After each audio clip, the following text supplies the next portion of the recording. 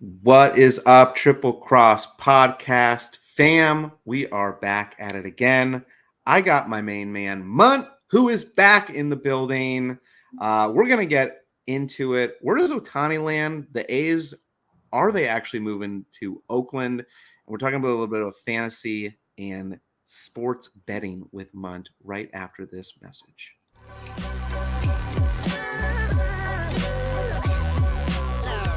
The following is a presentation of the Belly Up Sports Media Network.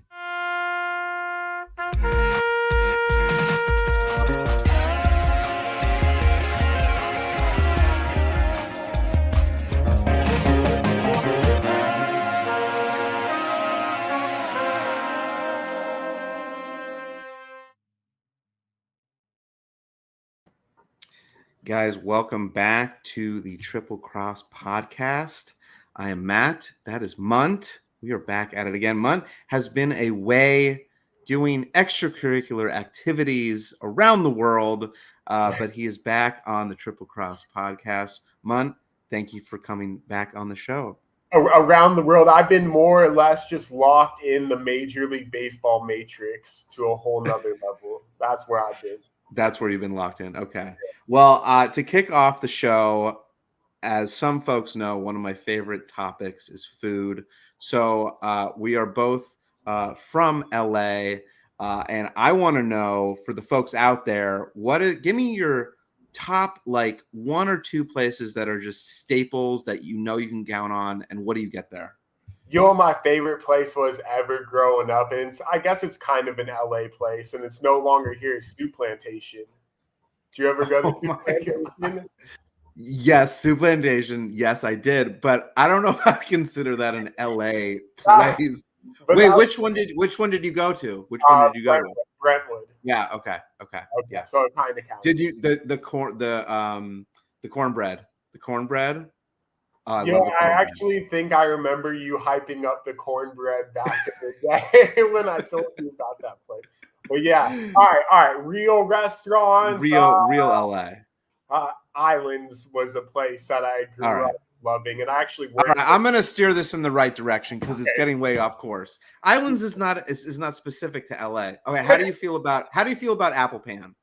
Oh yeah, I mean Apple Pan, like okay, OG apple pie, but the hickory burger can't go wrong with that. Okay, how do you feel about Tito's Tacos? I feel like it's better drunk food than like sober food. Why? Were you a big Tito's guy? No, I just remember there were a few times before we would play a game. I do remember it may have been basketball where we went to Tito's Tacos, and I think it was before, and it was a bad decision. I'm pretty sure. I'm pretty sure it was a bad decision. Yeah. All right, so you're voting for Apple Pan over Tito's Tacos. Fair enough. I agree with you. Okay. How about Diddy Reese? I only waited in line once because it's like 45 minutes to get an ice cream sandwich. Basically. No. Yeah, it was at least 30-minute wait. Okay. You didn't go during primetime hours, apparently at nighttime when everyone. I mean, those lines move. Those lines move quick. I don't know. Well, I just went recently back, and they have a deal. You can get a dozen cookies for like $3.50, which is actually still a deal. Back in the day, a cookie used to be $0.25, and an ice cream sandwich was $1. I mean, we're not that much different in age. I maybe you don't remember that time, but yeah. Okay, so for folks that are watching, if you're in LA, Apple Pan has Munt's stamp of approval. It's on Pico, right? Or Olympic? It's on Pico. It's on Pico. So the fries Apple are great, Pan. Burger's great. Apple pie. They've been there almost 100 years. So if you're in LA, Apple Pan's where it's at. So yeah, I'm a big fan. But you know, Google took over the mall across the street, Westside Pavilion. I know. Yeah, they're building out. Yeah, they're building all that out. Yeah, I do. Before we get any further into it, we have to call out our sponsors. So just wanted to give a shout out to Yeats Sunglasses. Go to yeatsunglasses.com. Use promo code BELLYUP for 10% off. Also, we are doing 2 tickets to an MLB game of your choice. So the link is in the description. Make sure you fill out all that information to win 2 free tickets to the game of your choice this year. And then we'll also be doing a gift card giveaway at the end of the show on PlayBack. If we hit 25 likes, so make sure you like this video, subscribe. We are going to do a $25 gift card if we hit 25 likes. If we do not, we will still do a giveaway on PlayBack. It just won't be at that $25 level. So you guys will do Yankee games? What's that? You guys will do 2 tickets to a Yankee game? If that is, yes, we will do 2 tickets to a Yankee game. That's if whoever is in New York. What's that? It's like $400 right there. Well, no, we have a limit on how much. Okay. I mean, look, you could go to any MLB game and spend $400 depending on where you're sitting. I don't think you can do that in Oakland. Possibly. You would have to probably buy 20 tickets, like premium, like level. Yeah, that's a good point. Section if you do that. That's a good point. I've been there a few times, and yeah, you can just basically sit wherever you want. But now we can get in the show. I know, Mun, you are hyper focused in baseball, fantasy, and betting right now. Tell me what a day in the life of you looks like right now. So I go very hard in the paint. Basically, we're going to start in game time the day of, because that's when my day like starts, or at least that's where I get my rhythm. I watch all the games. I'll talk about how I play my stuff, but I watch all the games and the games end. Then it's the next day's slate. So it's like 10 p.m. at night, 10:30 at night. I love this pitch clock because games don't go on until 11:30 anymore. That's true. Yeah, on the West Coast, that is. So then after all the games, I analyze all the upcoming games. I make 150 25-cent teams on FanDuel that can win $500 for first, but they can all win. Top 20% win. So I make. Wait, you make 125? No, 150 teams. How long does it take you to make that? 25 cents each. Altogether about 2.5 hours. Okay. And then after I finish those 25-cent teams, I'll then go to sleep. I'll wake up the next morning. Let's just say there's no day games for this sake, for that. Right. Okay. So I wake up the next day. Then I go to DraftKings and I do 150 $1 teams. And first place for those are usually like 2,500, 1,500, somewhere in that range. So I make all 300 teams. I then do some drafts on Underdog, which are like 6-person drafts. You draft 5 hitters and 1 pitcher. So I'm competing against all those people, 1K for first and that. And then the games begin. I'm watching all the games live. I got MLB TV. And yeah, then I just carry over what I make from that day and carry over the next day. Some days I run hot. Some days I run not so hot. I'd say I'm pretty much Chris Davis, the poster behind Chris Davis, where it's like home run or 0 for 4 with 3Ks. So what does a team consist of? Like when you say you're building a team, like are you building a 9-man roster? Like a 9-man roster with 1 pitcher, and you got a salary cap. So you got to stay within that salary cap. Okay. And you're competing against everybody else? Like 37,000 people, 24,000 other people. Okay. So in order to hit the grand prize, you have to be first, or you have to be in the top? First. You have to be first. To get the grand prize, but the top 20% get paid. How many times have you been first? I ran really hot in May, okay, like late April and early May. And I went like 6K in 3 days, was just killing it. And since then, I've been close. Like I come in 4th place, I come in 23rd place, I come in 13th place, 32nd place. But it's really just all my life force is going towards coming in first place every So day. if you're in the top 20, you still get a pay as a top 20? Top 20%. Top 20%. Oh, okay. Yeah. Okay. So as long as you're in the top 20%, you're still making something. But okay. yeah, it's a grind. It's hard in the paint, but I love it. And it's either that or, like, I'm gonna get a little personal here. It's either that or have a girlfriend, go on dates, come home, watch TV, go to sleep. And I'm like, you know what? At the end of the day, I feel like watching baseball is a little more entertaining than the same mundane relationship. I mean, I feel you. Yeah.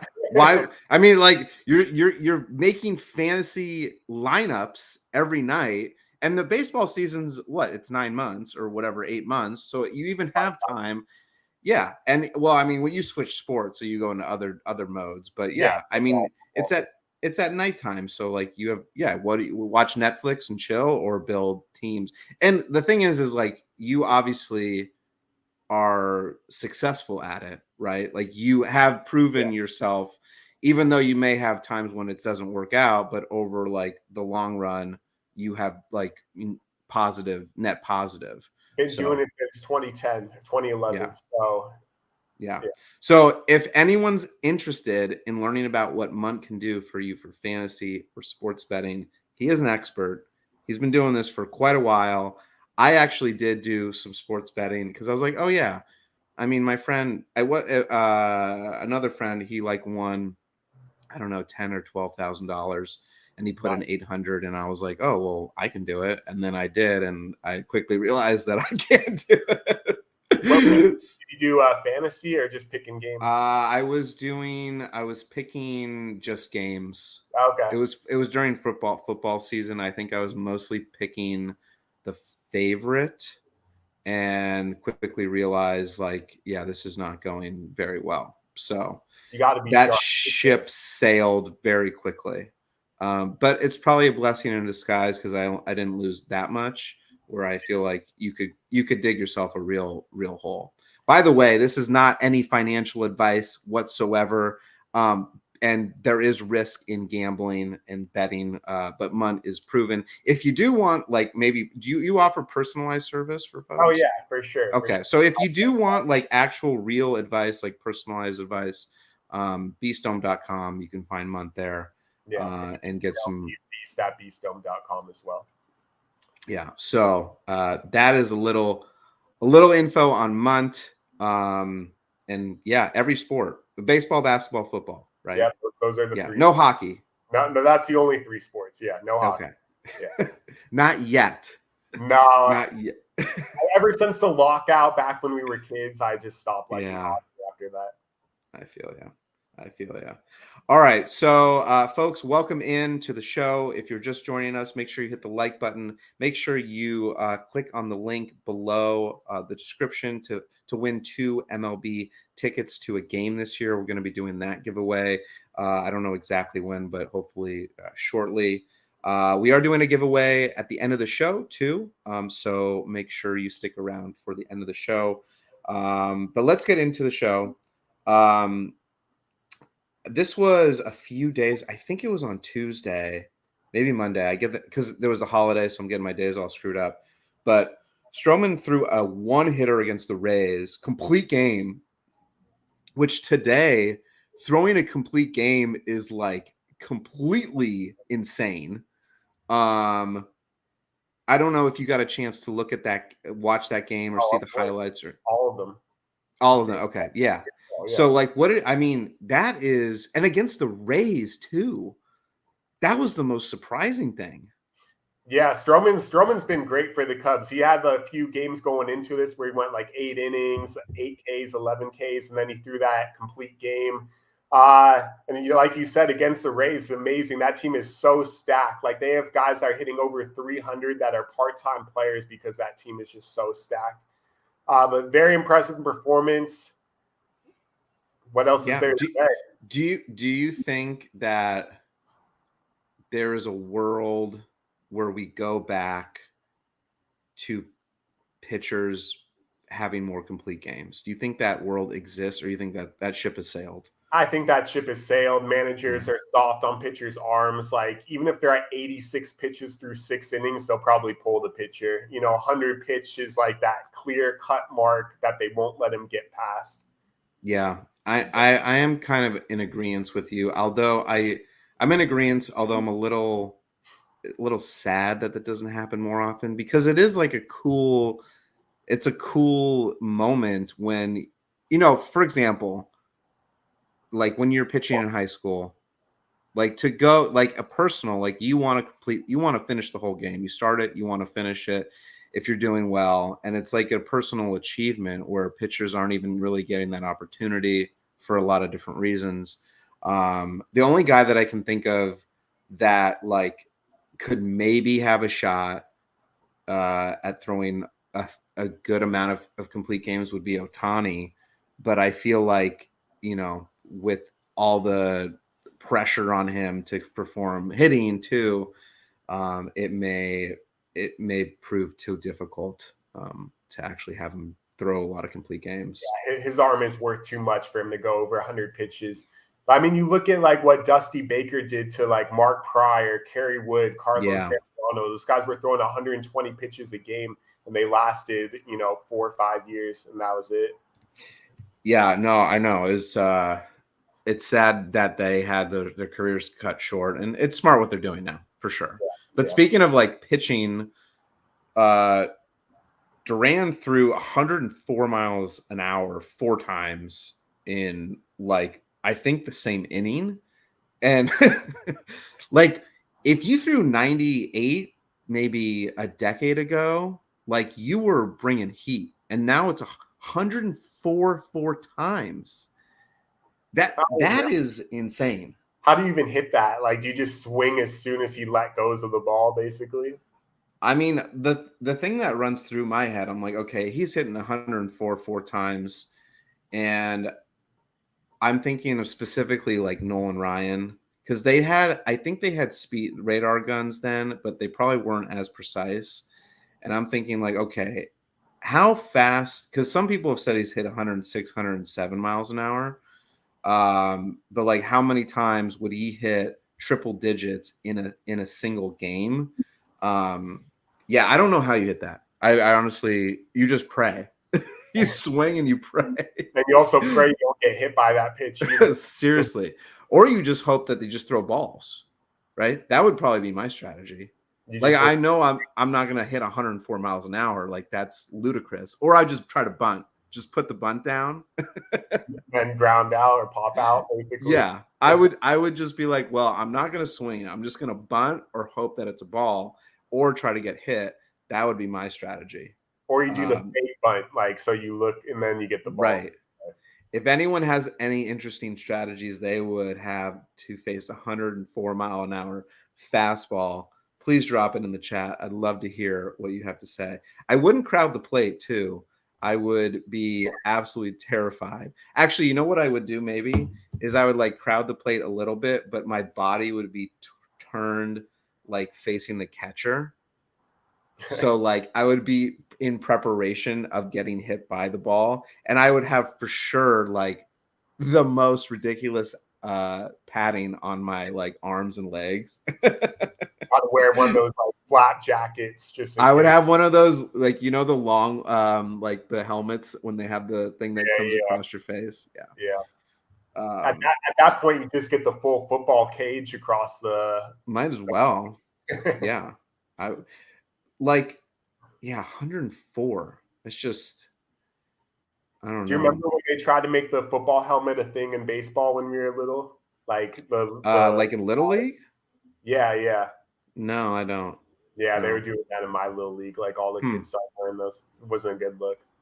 Yeah, that's not a good look. Although, I mean, what's always interesting to me about hockey players? They don't wear like they have either no shield or they have actually a lot of them don't have a shield. They just have the helmet and they have nothing protecting their face. Crazy. And I asked someone who played ice hockey, and he said because if you wear just a plexiglass shield, that it gets in your peripheral vision to look down at the puck, and same with like protecting your face. But I'm like, yeah, but you don't have any teeth when the season is over. So what are your choices? I would get the full-on face from like forehead to chin covering, like a full visor. You know what they didn't have when we were playing? It's actually a relatively new piece of equipment. Is the mitten or the what do they call it? Not is it the mitten? Oh, for when they're stealing bases and Yeah, stuff. is it the mitten or the glove? I'm mixing this up. I know what you're talking about. Yeah, you know what I'm talking about. Trey Turner all the time. Yeah, Trey Turner wears it, and they actually put it in their back pocket when they're like coming up to bat in anticipation that they're going to get on base. I would like to try one out just to see what that's all about. I actually, I don't know if you remember this, but I broke my finger sliding into second base in high school, and I broke my hand. I don't know if you remember. So I could have. It's. I mean, it's been. You out for? I mean, I was in a cast. Did you play through it? No. Oh, I think I played through it during that game, and then I like at the end of the game, like it swelled up, and I had a cast and everything.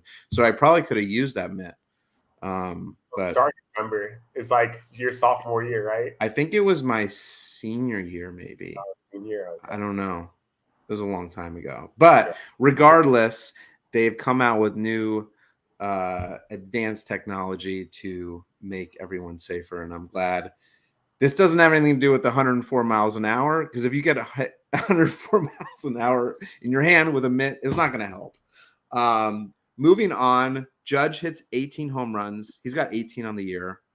Do we see him maybe approaching his record? I mean, through the same pace of however many games have been played, he had 18 home runs then.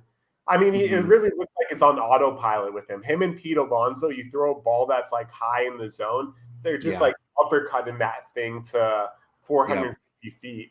It's pretty. Dude, almost like reminds me a little bit about Bonds. I don't know. I mean, Bonds was something else. I know, but it's like almost auto. Like Bonds was like, yeah, you hit something like anywhere near the plate, it's like a home run. Yeah. It's I didn't say it was exactly. I'm saying it's similar. Okay, fine. It's the closest thing we have to Bonds. The closest thing. But it is like, and also Judge is so much bigger than Bonds stature-wise, too. Yeah. So his strike zone, like his reach is much larger. But he does have a longer swing than Bonds. Like Bonds was short and quick. Yeah. Yeah. He also was doing some other extracurricular activities too, which was way tougher, but still, you know. Well, but he had the right field was way shorter. Yeah, but there's any home runs that go into right field. Like what he did was amazing with the ocean breeze and all that. I'm not giving him that much credit. I'm not giving. I mean, come on. It was 300 and whatever 20 feet down the line. That's a pitcher's park. Yeah. The pitcher's park. I don't know. But I think Judge could potentially come close to his record this year. I mean, we'll see. It'll be a better. Oh, go ahead. I was going to say, don't forget, like, for the last month of the season, it seemed like he couldn't even hit a home run last year when he was, like, right about that record. So he definitely can do it again. Maybe he will, since that pressure's gone, he's just like, yeah, I'm just going to let it fly. But, it's pretty impressive. Also, I didn't know this. I just got information from Justin, who sent this, our good friend Justin, who can't be on the show with us tonight, but he sent an article or video where they've been doing some standing ovations for some of the players that like come back to their old team or whatever. But since there's the pitch clock now, the team has to submit approval before the game to get a standing ovation for a player to come. That seems a little ridiculous, but I don't know. What are your thoughts? You know, Freddie Freeman, when he went back to Atlanta this year, obviously second year, he didn't know if the Braves were going to give him a standing ovation, and they did give him a standing ovation. So he just had to use his timeout instead. So it's not really even like that big of a deal. That's true. I guess you can use your timeout. But also I'm like, dude, why can't the umpire just be like recognize like that there's something going on here? You know, like I feel like that rule is going to be adjusted, kind of like when a pitcher gets injured or whatever, that doesn't count for anything. There's certain like odd circumstances, but yeah, we'll see how that. I just find that hilarious that they actually have to have permission I love from the MLB. pitch clock though on that. Oh yeah, I love it. Like, yeah, I was watching a game earlier today, and it's like Chris Sale pitching, and I figured, maybe Chris Sale's about to step on the rubber, all that, but then they show the pitch clocks at 8, and I'm like, oh, thank God he's about to pitch. Like, it goes so quick. Yeah, I am a fan, and there's way less, like, what do I want to call them? Problems or whatever, interferences when pitchers or hitters. Like, I feel like everyone's getting on the same page, and there's less of delays with that. So I'm a fan. Yeah, I think there'll be tweaks. But yeah, as a fan of, like, we do Monday Madness on PlayBack on Mondays with everyone who's watching. We do Monday Madness with me on Monday, and all we do is watch games for about 45 minutes to an hour, and we just switch between games so there's no commercials, and so games are moving quick, right? So we're always switching. So I like it. It's good. It's good for baseball. For folks that are watching, make sure that you hit the there's a link in the description to win 2 free tickets to an MLB game of your choice. If you've not filled that out yet, please do. Also, we are doing a giveaway today. So for every 25 likes, we are doing a $25 MLB gift shop gift card. If we don't get to 25, we will do a giveaway on PlayBack after the show. So make sure you stick around. There is a link in the description for PlayBack. It's another platform that we use. We can watch games on there if you connect your TV provider and whatnot. So just giving you a heads up there. I want to get into not the meat of the episode, but almost the meat. Ronald Acuna. He could. I'm going to look up his stats right now because I didn't pull them up. But do you think he has a chance at becoming the first 40-60 player? I mean, he's so amazing. And with the size of the new bases, it seems like it's so easy for these stolen base guys to get stolen bases. Like Ruiz on Oakland, that guy is stealing a base. Oh, I know. He gets on base. And same with Acuna. So, yeah, I'm sure it's going to happen. Could happen. I mean, he's got, so as it stands right now, he has 11 home runs and 23 stolen bases. So he's basically got to 4x his home runs, which he could. Yeah, once stolen bases. Stolen bases, I think, is definitely it's more controllable than home runs for sure. He's only got caught 4 times. Last year, he had 29 stolen bases in the whole year, and he already has 23. He missed time last year, but yeah. He did, but he still had 533 plate appearances. Oh, okay. Well, I mean, so give you an example. In 2019, he had 715 plate appearances, and he had 37 stolen bases. And he's already got 37 in 2019. He's already got 23 this year. And who knows if he's even hitting leadoff in 2019. That's kind of a new thing for him. Yeah, he did hit 41 home runs in 2019. So we know he can hit 40. Oh, yeah. God, he's only 25 years old. Yeah, That's he's crazy. special. My God. You know what's crazy to me that I found out the other day is the Dodgers had Yordan Alvarez. Did you know that? I feel like I did. And they trade him for Josh Downs, reliever. That's crazy. Yordan. Yeah. I feel like I saw that in yeah. And the Dodgers also had Ryan Noda, that first baseman for Oakland, who's doing pretty well for them. Well, you also know who the Dodgers had was Paul Konerko. But they actually trade him for someone good, though. They got closer Jeff Shaw. Yeah, but when Paul Konerko went to the White Sox, he just went crazy. Yeah, but at least they got. And the Dodgers also had Mike Piazza. Yeah. They had another first baseman that they were trying to play. Was Karros on the team then? Is that what's going on? I don't know. I kind of looked at Paul. Sorry. I feel like Paul Konerko was right after Karros. I feel like he was. I feel like he might be. But they did have it. I feel like that's why they got rid of him, is because they had someone else at first base and they couldn't play them both. So Paul Konerko was. So Paul Konerko, he was on the Dodgers in 1998. No, this was after Karros. He played after Karros. Okay. So he started playing with the Whites. He actually got traded to Cincinnati first, for Jeff and Shaw. then the White Sox. But yeah, huge missed opportunity for the Dodgers. For all Dodger fans out there, if you do remember Paul Konerko, he had a great bigger miss. But yeah, keep going. Yeah, he had a solid career with the White Sox.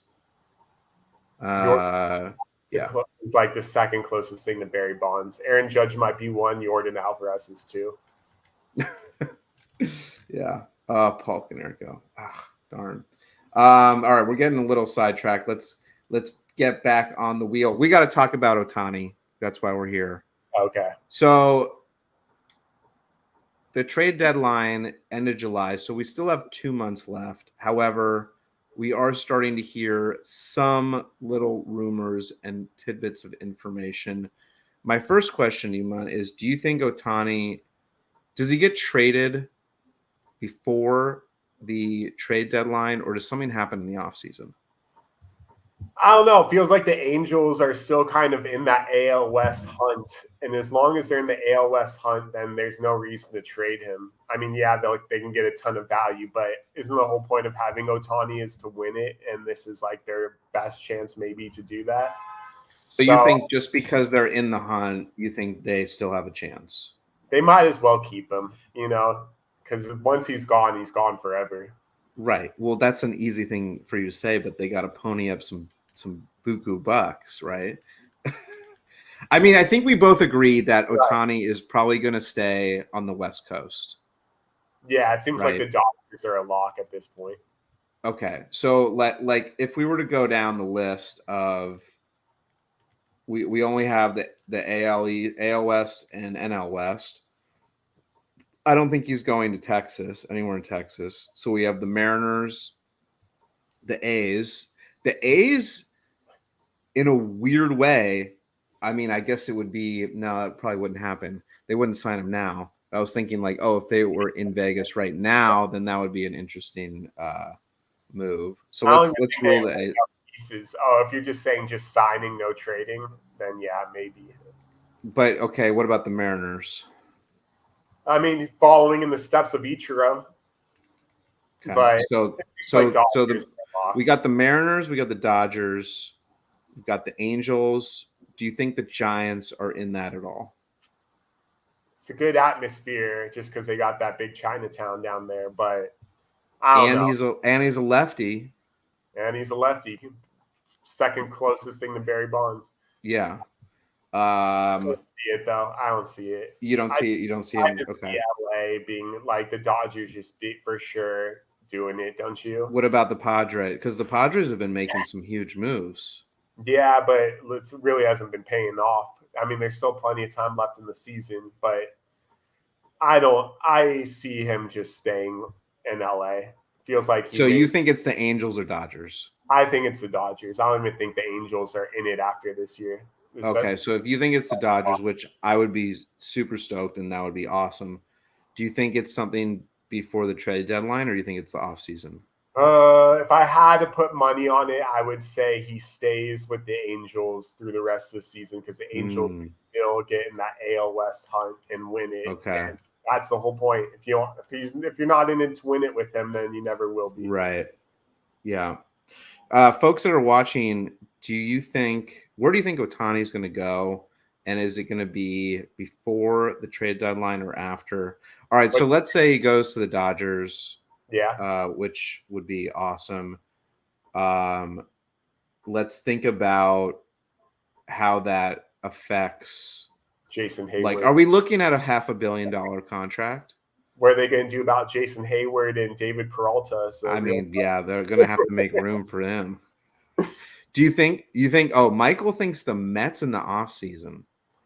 Ooh, I'm going to throw this up here. It could be the Mets or the Yankees, but it just seems like Ohtani's just happy being in the West. Like being in New York sucks, right? Like you're living in a tiny little box. I know, obviously. I don't know if he would be living in a tiny little box.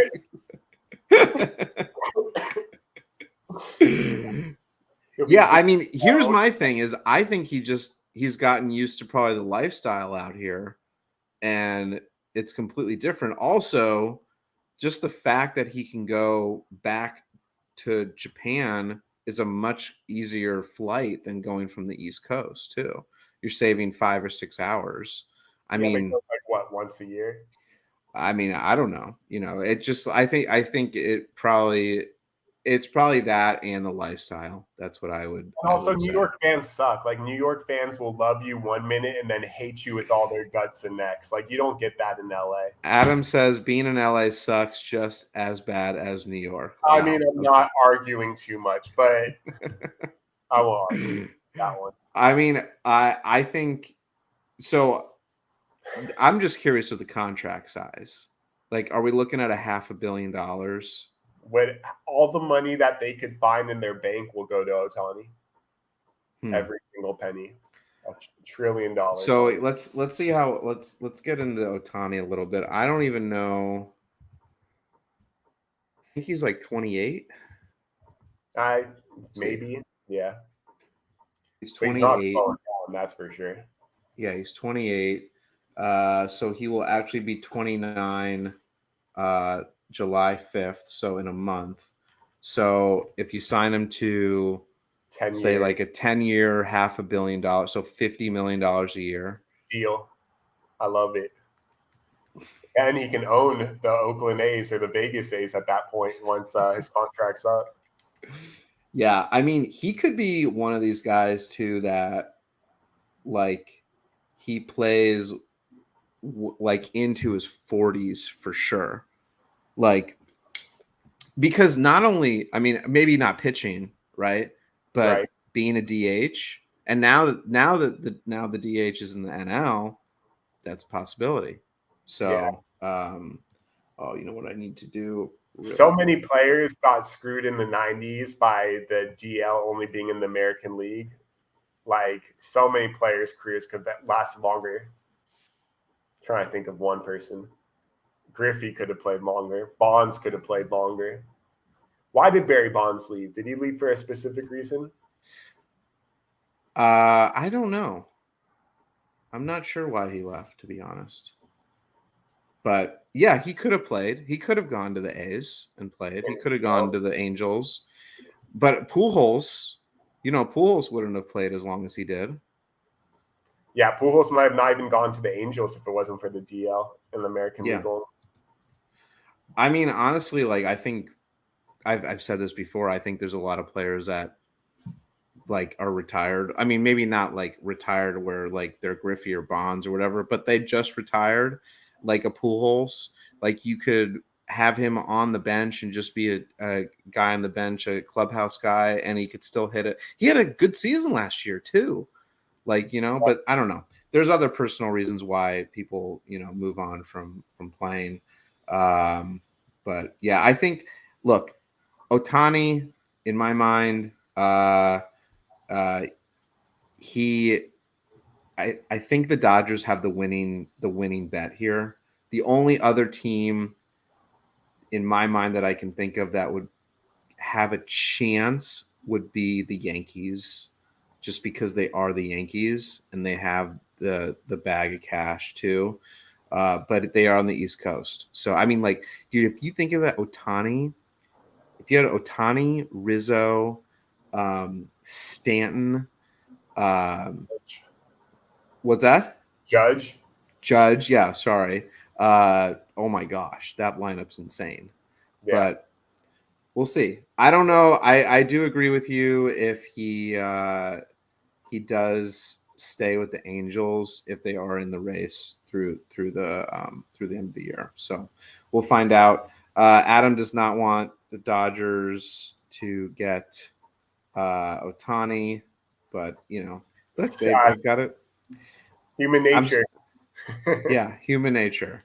Dodgers just get everyone they want. Michael thinks the Mets, Steve Cohen is going to pay him. Everyone's going to pay him, though. Yeah. Everyone will It's pay going to be an interesting offseason if it stays that far. And then he can live in a box in New York. Right.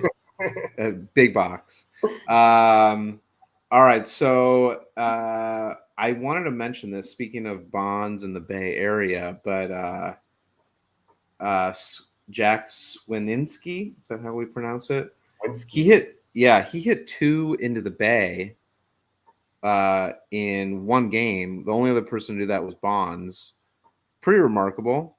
Yeah. I thought that was notable. He's got good pop. Pirates are forcing him to hit against lefties now, so he's getting that everyday treatment. He was only playing against righties for most of his career, but now playing every day. He's definitely a future 30-plus home run guy, no doubt. Of all the teams that are like in the hunt that are new, we'll count the Orioles, the Pirates. I'm not going to even count the Rays. But let's go. Or was that a Diamondbacks? No, I was going to say the Twins. Do they count? Nah, Twins don't count. No. Okay. Diamondbacks. The Diamondbacks are tied for first place right now with the Dodgers. They got some good things going with them. Their pitching's really not that great, but that top of that lineup is all hitting really well. Who are you most surprised about of all those? The Pirates for sure. I mean, the Pirates seem like they had a minor league roster going into the season.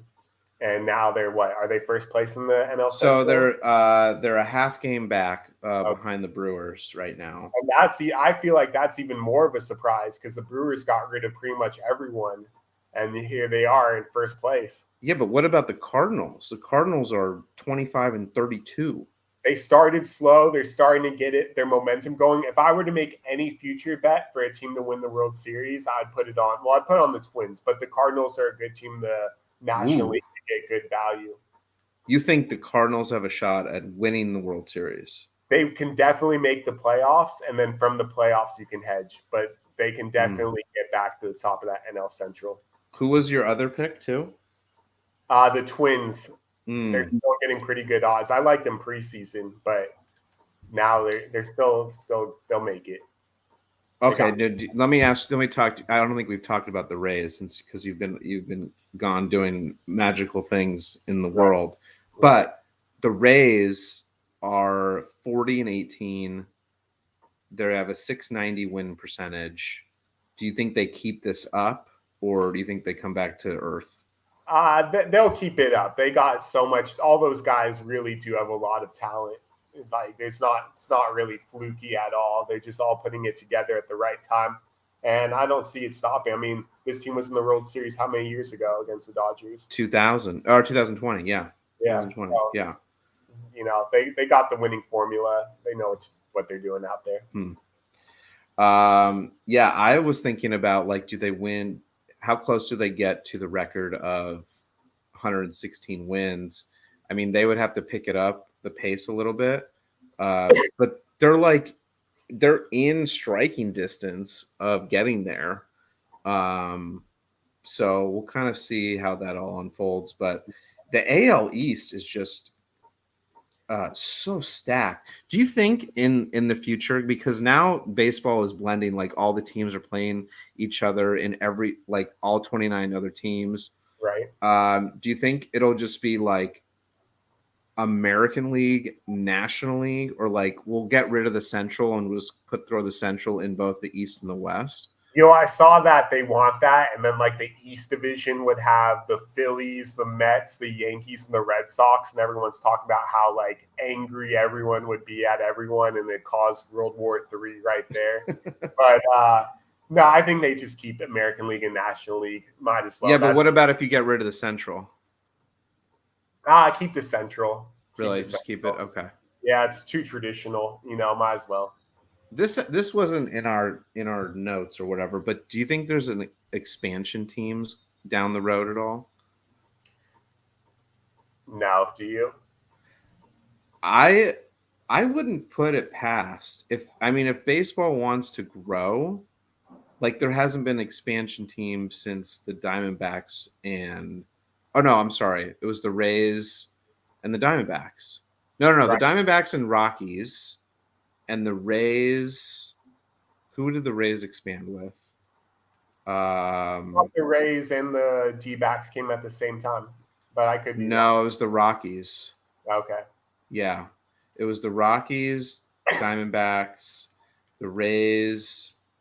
I think it may have been the Rays and yeah, I'm not sure. I will say this. There's definitely enough talent in the minor leagues where there can be, and also even across the major leagues, like bench players, where there could be more baseball teams. Because like the Rays, they have two different lineups.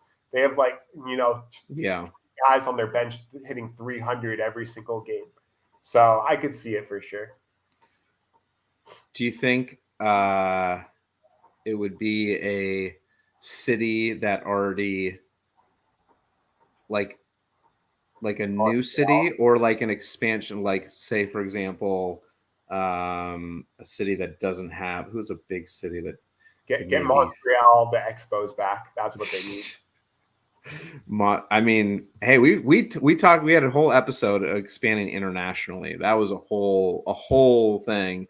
We went to all 7 continents and we expanded all baseball across all 7 continents. That was a whole different conversation. But yeah, I think look, in the next 5 to 10 years, I could see baseball expanding to 1 or 2 more teams potentially, just to have continued growth. But we will see. Kind of rounding out our episode here. One quick note. The new Bowman Chrome baseball cards that came out, they have a 1-of-1 Tom Brady in a Montreal Expos jersey as a catcher. Very rare card, yet to be pulled. Is it autograph? It's not autograph, surprisingly. Okay, and there's no patch.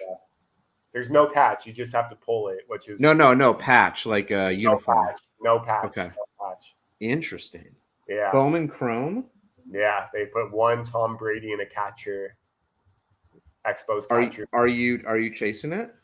No. I've opened so many boxes of cards, and I pulled a Gunnar Henderson autograph rookie card that I sold for $100. That was probably my best pull from all my cards. So you're not chasing that. Okay, fair enough. I'm just collecting one player and one player only, but his name will not. I can't say. Oh, once he's starting and he's the name that everyone's talking about, then I'll show you that card. So this person's in the minors? He's actually in the NFL. There's one baseball player I collected, hardcore, Tuki Toussaint. Do you remember him? The pitcher? In baseball? Yeah. He was on the Braves for a while. And then the Angels picked him up. He pitched for them last year. Got 2 of his really rare rookie cards. I think he's doing really well in the minors this year for the Indians, so he might get called up again. But so the person you're collecting plays is in the NFL. The guy who I'm hardcore collecting. Like if this guy turns into Patrick Mahomes, I'm getting an Ohtani contract basically. Okay, gotcha. Yeah. Okay, good to know. I thought it was a baseball, but NFL. It's not baseball guy. Actually, what I originally thought was I thought he was an NFL player, but he also played baseball. Oh, Bo Jackson. And yeah, I thought it was like another Bo, but apparently not. Okay, good to know. That would have been cooler though if it was. That would be, because then I feel like people would know, be like, oh yeah, there's a guy out there who plays both sports, and we know. Yeah, that doesn't happen anymore. That was there's too much talent now. Do you this is definitely not on the same topic, but Aaron Boone got tossed again. I just want to round out our show with a nice little nice rounder outer. Do you think he's in line, or do you think he's out of line whenever he just like gets tossed? Like, do you think because there's some managers out there that have been like they just love to argue.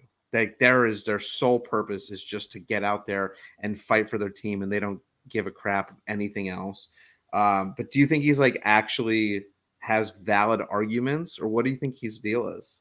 I like him as a manager. I thought he's doing a great job managing all the egos, even though they haven't won anything in a lifetime. But so actually, is he doing a good job? Because they do have all the talent in the world. I don't know. I think he's fine. He's a pretty well-mannered man in my, when I watch him. So if he's arguing about something, it must have been something wrong, Right. Yeah. I tend to agree with that. I just feel like it feels like every time I turn on SportsCenter, he's getting tossed. Like, I don't know how. I kind of want to look up how often he gets tossed. I'm